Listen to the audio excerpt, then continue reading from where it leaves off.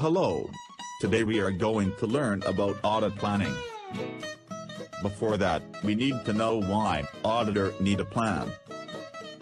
First, to conduct audit in efficient manner. Next, to obtain sufficient evidence.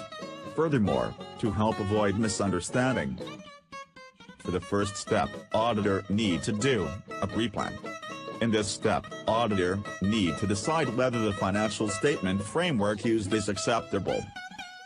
Auditor also need to obtain whether the management agreement that it acknowledge and understand responsibility preparing financial statement based on framework, understand responsibility to establish internal control, agrees to provide all information that might be relevant in preparing financial statement and on auditor's request.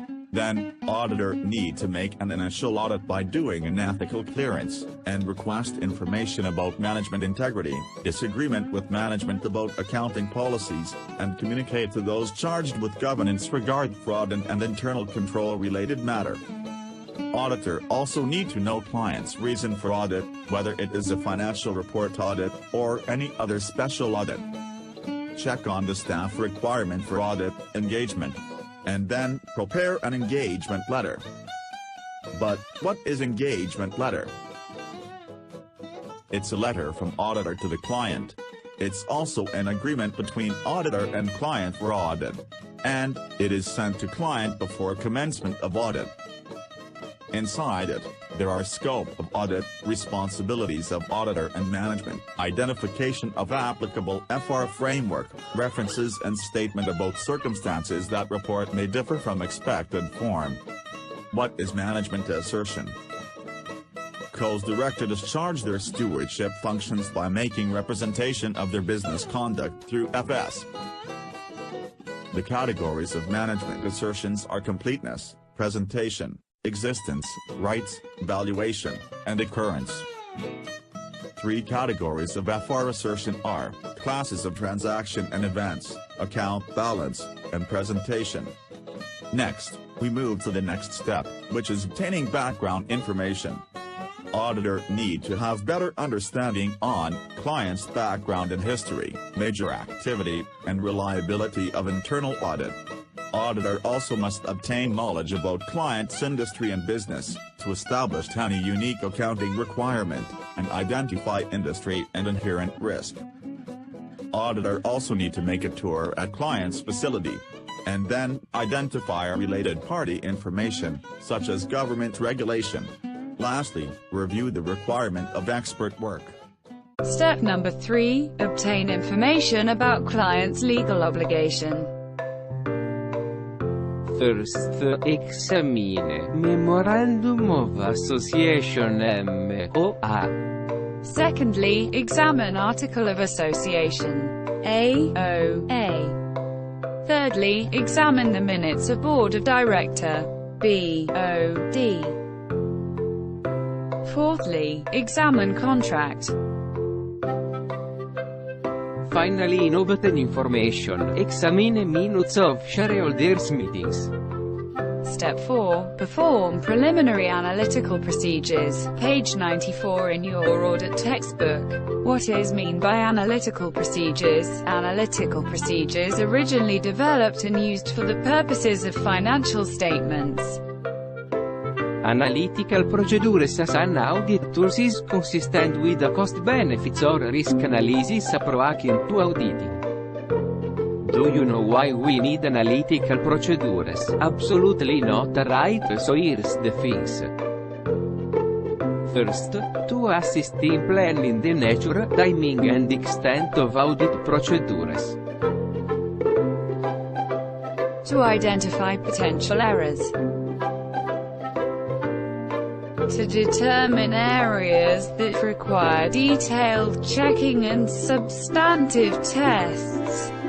Analyze significant ratios and trends. Investigate the relationship in order to determine whether data, account balances appear to be reasonable. Types of AP.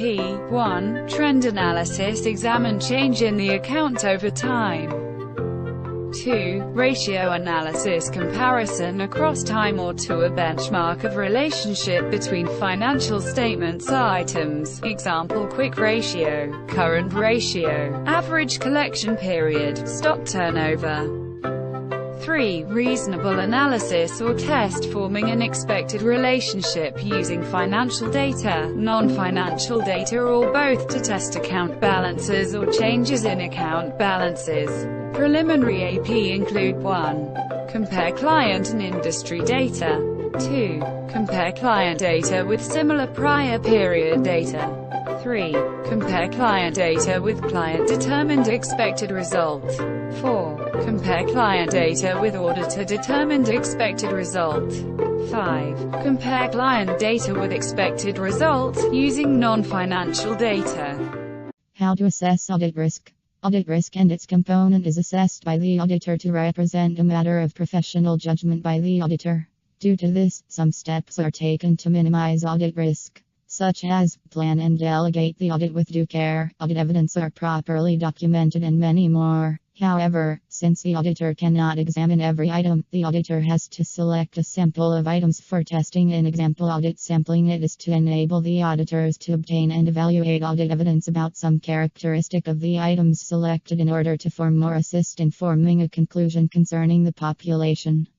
There are 5 methods of sample selection, which are random selection, systematic selection, haphazard selection, monetary unit selection, and block selection.